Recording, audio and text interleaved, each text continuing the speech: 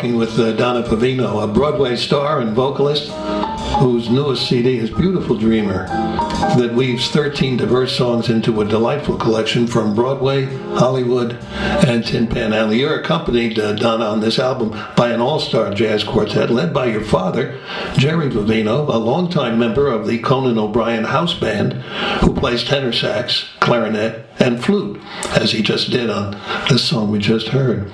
Tell us more about your dad and the other members of this outstanding quartet. Okay, well, I actually met the other members of the outstanding quartet when I was in Los Angeles. We recorded the album really over 2 days, and we can talk about more of that later, but so it was a pretty quick endeavor in that regard. But my dad has known these guys forever, and there's something so, even though it was done in LA, there's something so inherently New York about the way these guys play. I don't know if anybody will understand what I'm saying when I say that, but my dad, is such a wonderful jazz musician. I grew up in New Jersey, and he was always playing, Ella and Sarah Vaughan, Coltrane around the house, and playing on his sax as well. So that's sort of how I learned to sing, and was always listening to him play. And then we had never really collaborated. And then I came out to Los Angeles. I was doing Wicked in New York on Broadway, and playing the Wicked Witch. I went out to Los Angeles to visit, and his mother, my grandmother, was ill, and she actually passed away kind of unexpectedly when we were out there. And my dad and I had always talked about sort of, we should put down a few tracks together at some point, somewhere down the line. And she passed away, and then I was there for another 5-6 days, and we just said, you know what, let's go to the studio and record some of her favorite stuff. It was sort of therapeutic and cathartic, and so he calls up all these guys, and they show up, and there's my dad and I recording and grieving, and they're just unbelievable. And Kevin Axe, who is the bass player, also did the artwork for my album. That's how talented he is, which I think is pretty cool. He does all that kind of artwork stuff too.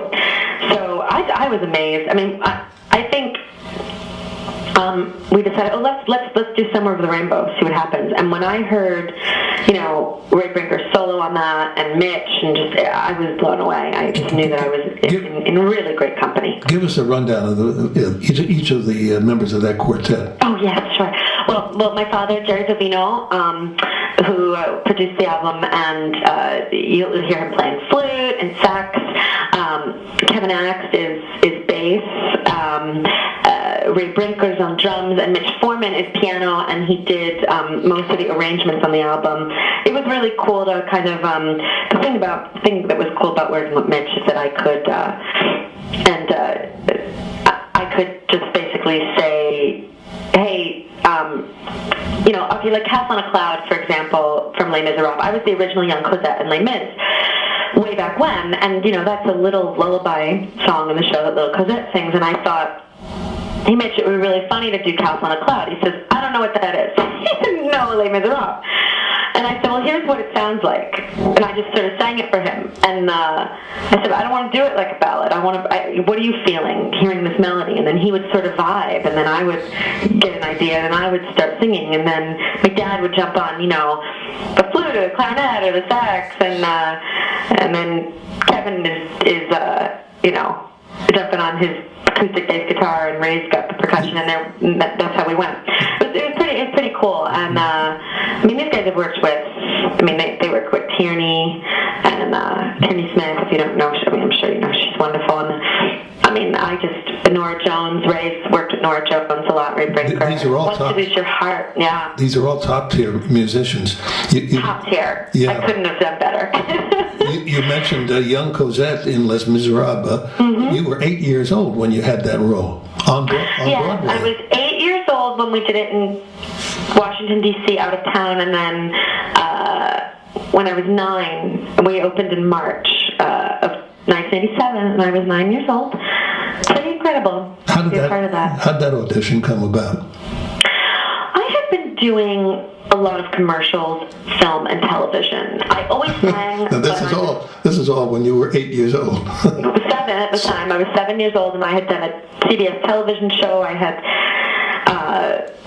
been doing lots of commercials. I always sang, but I was up for plays. In fact, there was actually a play called Coastal Disturbances starring Annette Bening, and I had gotten that play, and then I found out I got Les Mis also, and I had to make a choice. And I remember being really upset because I loved to act, but I also love to sing. And I thought, I want to sing on the stage, so we went with Les Mis. And what a choice for an 8-year-old. That's sort of mind blowing. Yeah, and that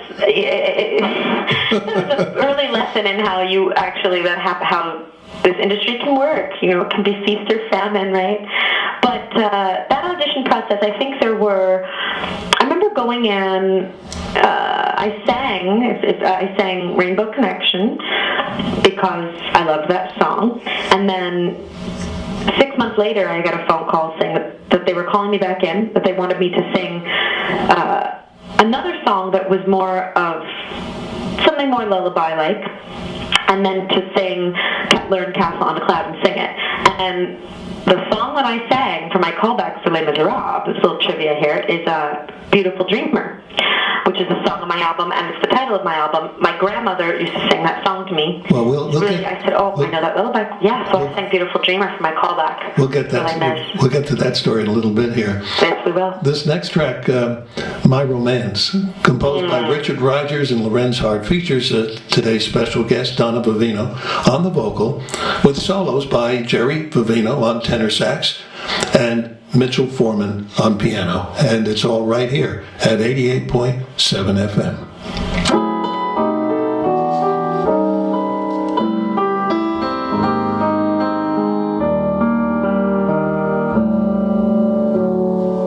My romance doesn't have to have a moon in the sky.